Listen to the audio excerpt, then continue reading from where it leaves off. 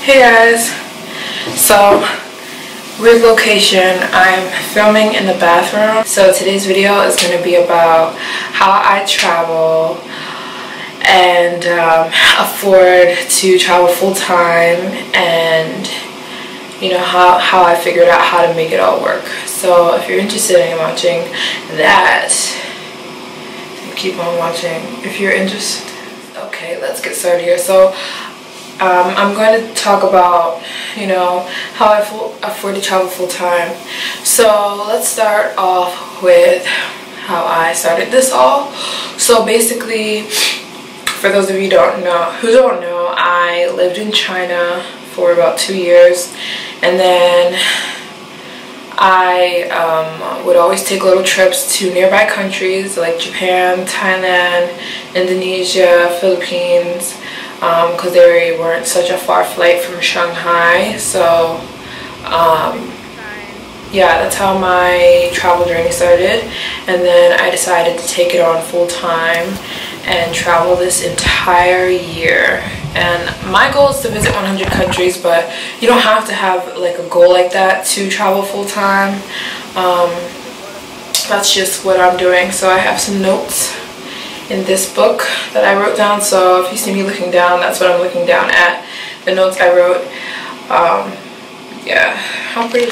So first thing I know everybody wants to know is, how expensive is it? What are the costs? How do you do it?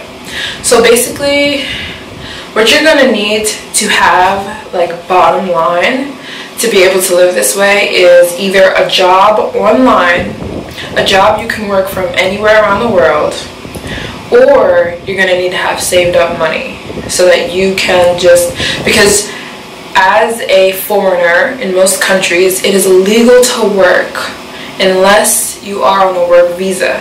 So traveling around a lot, you're not going to be on a work visa, obviously, for every country you go to. And it's illegal to work in most of these countries that you're not a citizen of. So let's just say I ran out of money and I went on the streets of Barcelona and started dancing or something and put my hat out. That would be illegal. So anywhere that is not America, I cannot work in unless I have been granted that permission. So you're going to need to have a job online, which I have my job online. YouTube and Instagram are my jobs. So like, I work online. So that is how I stay afloat while traveling 24/7. So if your job, I can work from anywhere in the world. So if you don't have a job like that, then you're going to need to have saved up money. And depending on how long you want to travel non-stop is how much money you need to have saved up. So how much is it to travel full-time?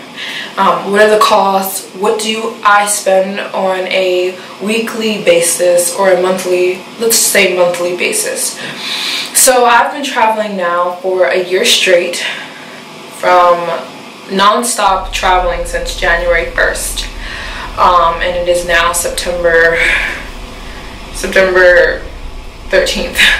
I've been traveling non-stop, moving country to country. And so I know I have a pretty good idea as to you know, everything, and I wrote down, I gathered my thoughts. So I spend about, some of you are not going to like this number, $7,000 a month roughly. So you don't have to spend that though. Like I said, I'm on a goal to visit 100 countries in 1 year.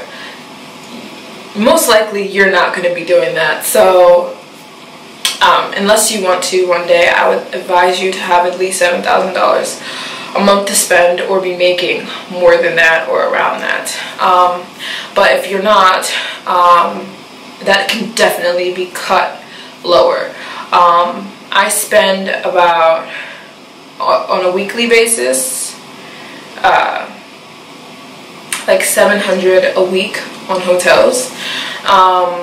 unless I find like good deals, then I could spend as little as like $200, $300 per week on hotels. You're gonna need money for food, you're gonna need money for stay, you're gonna need money for transportation, so your planes, your buses, your trains. You're gonna need money for replenishing things, your deodorant, your you know, your whatever you use on a daily basis, your toothpaste, replacing those things.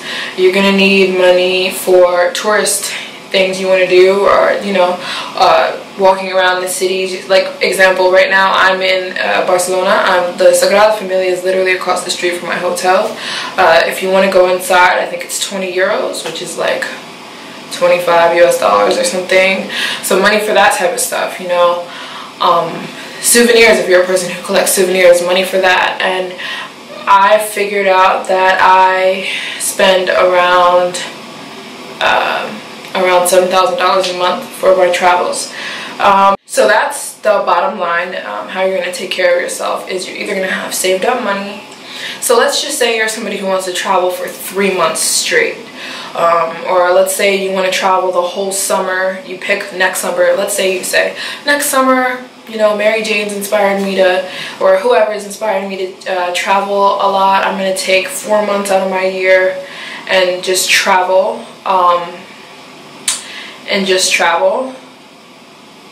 I'm sorry, I'm doing math on my phone. I should have done ahead of time. Maybe save. This is hard because it all depends on you and what type of spender you are, and what type of you know, how much you eat, how much you want to spend on souvenirs, how much you want to spend on tourist attractions, which are very expensive in Europe. How much, where you want to travel, you know, which continents. I will say Europe is so much more expensive than Asia. So where you want to travel, all these things matter, and it's going to play into your costs. I was in Venice for 1 week. And I spent, the amount of money I spent in Venice in 1 week was equal to the amount I usually spend in a month. Venice is so expensive. One of those gondola boat rides are 150 US dollars just to take, I think, like a 20-minute boat ride. So Venice is expensive. Plus I stayed in a really pretty hotel. Otherwise the hotels are really crappy. So it all depends on your experience, but I do these things because they all play into my job. So I kind of spend my expenses, but it's kind of coming back to me. Like example, if I go on a shopping spree, I can make a video about it, and it's kind of like making up for my splurging. Yeah, I spend a lot of money on Instagram pictures. I'll look up hotels or cafes I want to go to, you know, so I can get that picture for my Instagram, and in turn it kind of plays back into my business, my job. So I spend a little bit more money than maybe the average person would, if maybe this isn't your job. So yeah, I'll spend that money to get the better picture, to get the better vlog, to get the you know, the better experience in my. So another tip that is a huge help is get memberships. Get memberships. So I have a membership or what do I call it, on my phone, since I'm always staying at a hotel. I tend to get hotels more than I get Airbnbs because I'm a member of Expedia. So I've stayed in over, I think it tells you, yeah, it tells you right here, but I've stayed in 31 hotels in the past, it's not telling me. I've stayed in 31 hotels in the past 5 months. And I have, every time, you can see in the top right here, you collect points. It's not showing.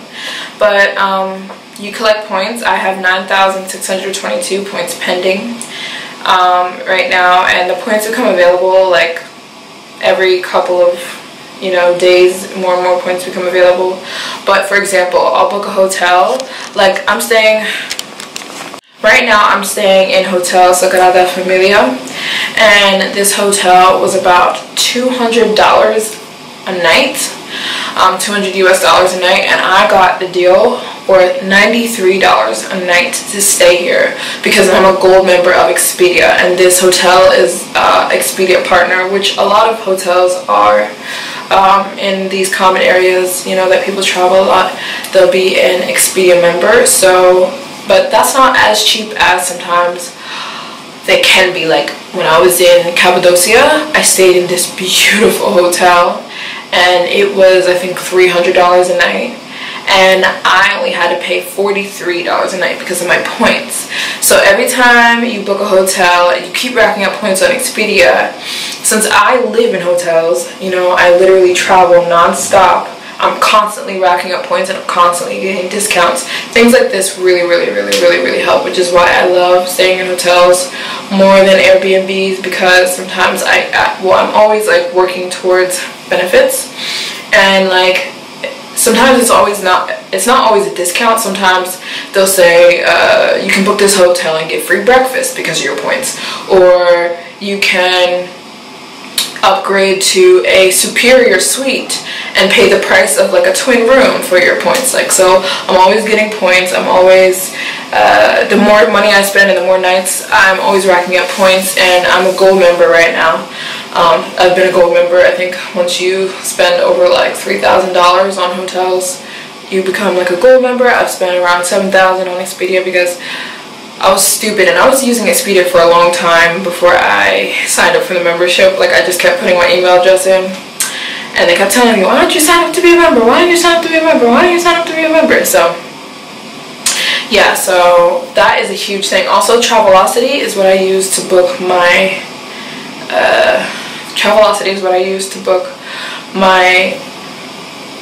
flights, and same thing with Travelocity and flights, same thing, same game.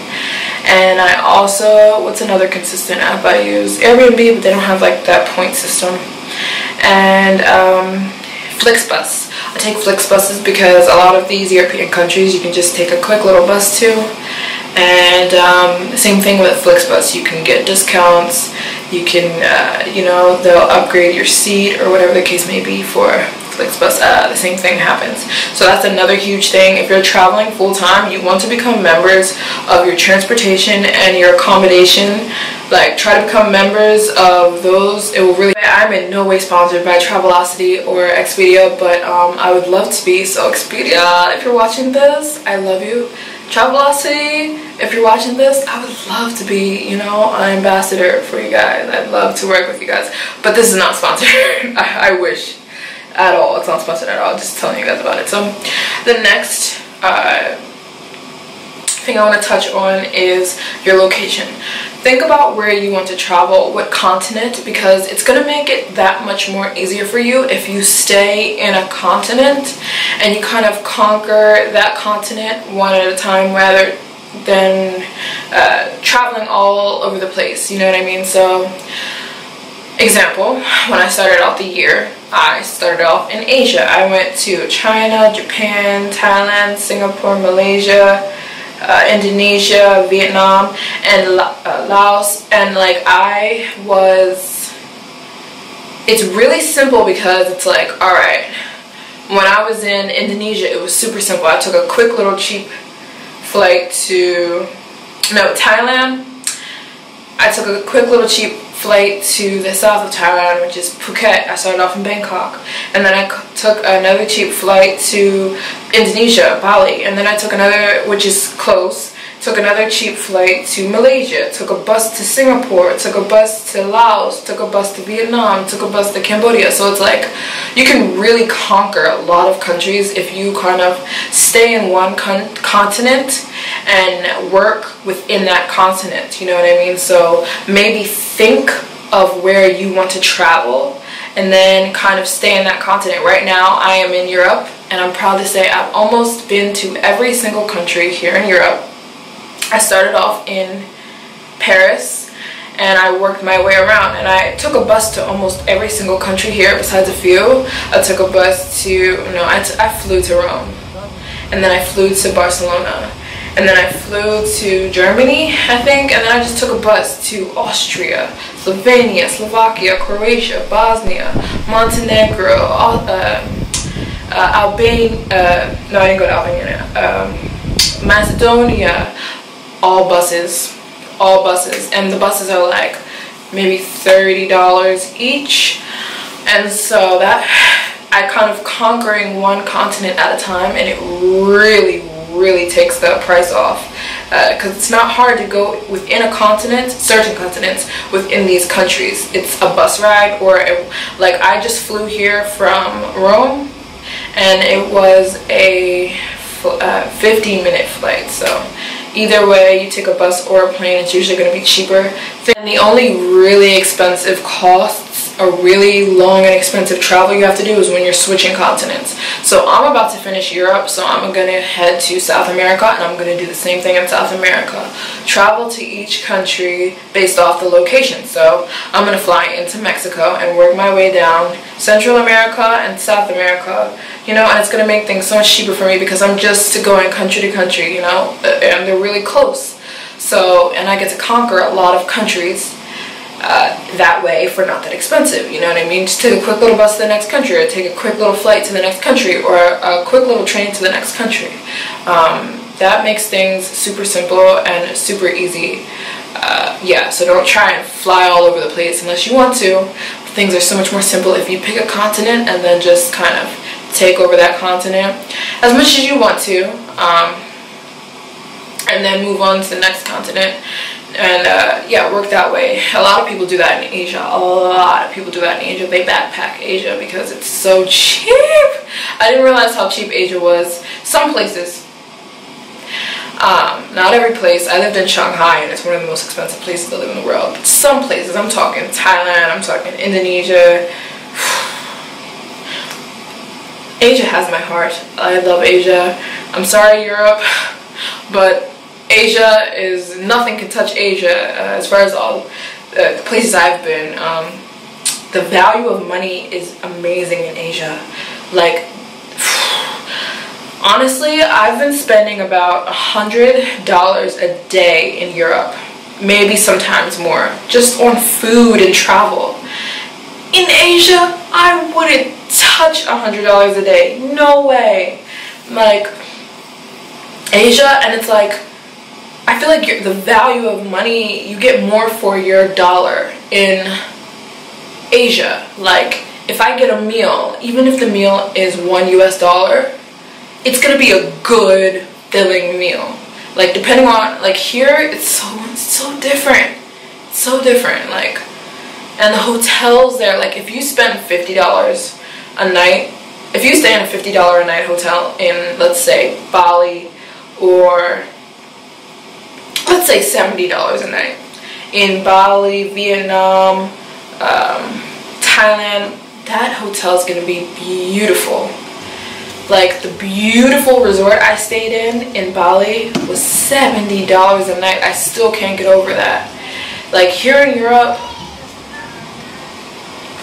the hotel I'm staying at right now is $100 a night, I said, and it's, well, it's technically $200 a night, and it's really not all that special. And like most hotels in Asia, they come with free breakfast buffets, where here you have to pay for like maybe 10 extra euro to get that breakfast buffet. And the breakfast buffets here suck. I'm sorry, like, they suck. I've been to how many countries in Europe? Almost every single one, okay? And let me be the one to tell you they suck. In Asia, if you get a breakfast buffet, I don't even like to talk about it because I miss it so much. I miss it so much. Here they just have croissants and cold meats. And anyways, I'm sorry. What this video is about, okay? All I'm saying is, if you don't have that much money to spend on travel, I would highly suggest travel Asia. It's beautiful. Indonesia, Thailand, Vietnam, Laos, Singapore, although Singapore was a little expensive but not as bad as here, Malaysia. All these places are beautiful, and very affordable, and it's like you don't have to stay in hostels, you don't have to stay in cheap places. You can stay in affordable, depending on, you know, circumstances, places, and still feel like you're traveling like the rich. Where here, it's gonna be expensive in most places, like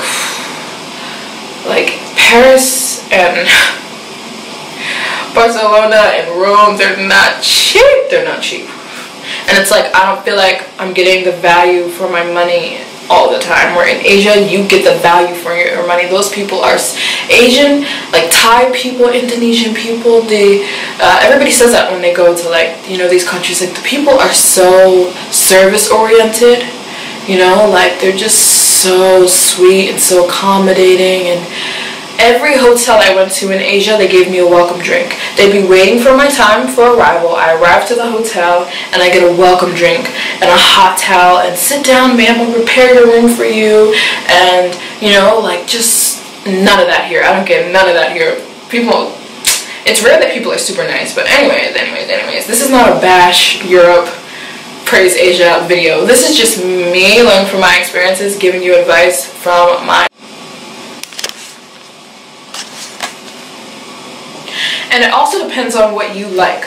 A lot of people tell me, like, when you were in this country, like when I was in Bulgaria, I only stayed for, how long did I stay for? Hold up, from my neck. When I was in Bulgaria, I only stayed for 2 days. And everybody's like, you missed this, and you missed this, and you missed going to see this church, and you missed going to see this museum, and you missed, and I'm just like, yeah, but you guys don't know me. And in the most respectful way possible, I don't care about that stuff. I've seen so much architecture and so many churches and so many, like, and they castles, and yeah, they're beautiful, but it's just like, I don't care that much about that stuff. I don't care about touring a museum, or like, that's just not my, or touring the culture of every single one of these countries. And like I said the same thing when I was in Asia. I was like, I don't care about seeing another temple. If I see one more temple or one more Buddha, like, I've seen them all. Like, I'm more of a waterfall, hiking through the mountains, helicopter ride, jet ski, jumping from cliffs, skydiving type of girl. That's me. That's me. I don't care about, this was made in 1982. This was the first, this. And that's a lot of Europe, which is why maybe Europe is not my cup of tea as much. It's a lot of architecture. It's a lot of historical buildings and paintings, and I don't care that much about it, and that seems to make people mad or something, or I don't know, they're like, you did go here. And when I was in Serbia, some Serbian guy commented on the video and was like, you didn't see so much of my country, you didn't go to this church, and you didn't go to this statue, and you are an idiot, and you missed so much history of Serbia. And I'm like, but what if I don't care about that stuff? You know what I mean? Like, I don't. I literally went to most of these countries here in Europe for the number. I'm almost on country 50, I can't believe it. But yeah, so I went to most of these places for the number. I'm more of a waterfall, like I said. I'm more of a Arabian desert. I can't wait to go to Africa and Dubai and Oman and the deserts and the rainforests and the waterfalls and the airplanes and the helicopters. That's my type of travel. I don't care about architecture. So it all depends on what you like. You know, you gotta figure out what you like, and then I would suggest going based off of what you like. Some people love that stuff. You know what I mean? So yeah, I kind of went off on a tangent. Next thing, be prepared for visas. Before you go to a country, type into Google, or you can go to ivisa.com. ivisa.com, you can type in the country you are from, because all countries are different, the rules. and then the country you want to go to, and it'll tell you whether you need a visa or not. So if you need a visa, you have to apply for it. You have to look at the rules of that country, see what you have to do, because not everybody can go everywhere. I remember my friend, not my friend, but this girl I know through Instagram, she went to Gibraltar with her boyfriend, who is Canadian, and they didn't know, so they let him through, because Americans can go to Gibraltar without a visa. And then she's Peruvian, and they're like, boom, they're like, you're not coming into Gibraltar, you can't come here. And so always be prepared, because your country might not be able to go to every single country that you want to visit. So always check out the visa rules. Some visas can be quite expensive. I was headed to Egypt, Jordan, and Oman, and all those countries, and I got quickly rerouted because I ran out of room in my passport. So I don't have any room left in my passport for any visas. I just have room for stamps. So I'm going to be returning to those countries in October, which is fine. And a lot of people told me like that's way better anyways, because right now it's really hot. In October it will be a bit cooler and a bit better experience in those countries anyway. So be prepared. A visa is a piece of paper that they put in your passport, like a legit piece of paper, where if you don't need a visa for a country, it's just a stamp. And visas you have to pay for. There's always a set amount, and a certain amount of days you can stay in that country. So yeah, like I had to leave Europe and go. That's why I went to Turkey, but I want to go to Turkey anyways, because Americans can only stay in Europe for up to 90 days, but you can leave and come back. So that's what I did. So, but Americans, we don't need any visas for these countries, but some countries do. I know my friend, she's Polish, and she tried to go to Albania, and they did not let her. So there's visa rules for every which country you're from. How can you save money during travel? You're like, MJ, I hear what you're saying, because I get these a lot. But I ain't got no money. And I don't see myself having a lot of money for the next who knows how long, but I want to travel so bad. How can I do that? My best advice for you would be to cut costs anywhere you can. So maybe, like I said, pick a continent, fly into that continent, and then take buses or cheap little planes to each country. So that's one way you can cut costs. Stay in Airbnbs that are really cheap, so you can literally stay in somebody's living room on Airbnb if you're okay with that. I know a lot of people are, and have like a nice, bedroom to yourself and a nice bathroom to yourself for like 20 bucks a night. There, you can always find Airbnbs like Eat, Pray, Love. And another thing is food.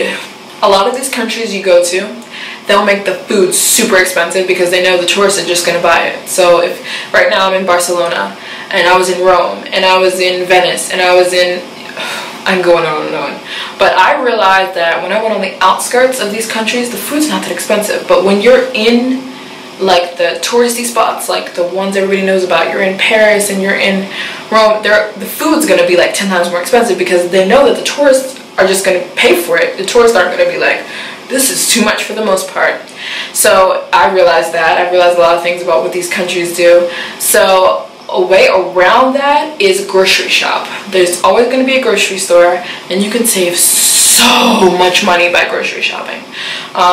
Just go like every 3-4 days and pick up jams or breads, or like a box of, I don't know if you eat that stuff, donuts or fruits. Pick out your own fruits at the grocery store. Literally, I went and got a thing of grapes from the grocery store. It was €1. And I went to a store and I saw they had grapes, and I asked for grapes, and the grapes for €15. €15 for the grapes. Yo, grocery shop. It's gonna make your life, it's gonna literally almost cut you down like $100 sometimes every 3 days. Like it's gonna cut you down. You could save over $2,000 a month if you grocery shop versus eating out all the time, because you're not gonna be able to cook for yourself unless you get hotels or Airbnbs that have kitchens. Then that's even more perfect for you to grocery shop. But grocery shop regardless, it's gonna save you so much money. So yeah, that is it for this video. My camera's like falling. I hope to help. I know this video is gonna be really long. I'm gonna try and edit this and get it up in a couple of hours. We'll see what happens. But if there's any other questions you guys have, just leave them down below. I hope this video helped you guys. Yeah, I hope it wasn't all over the place. Like I said, I'm not that good of a talker, so I really try to do this for you guys. But yeah, let me know what you guys want to see next. I love you guys. Bye.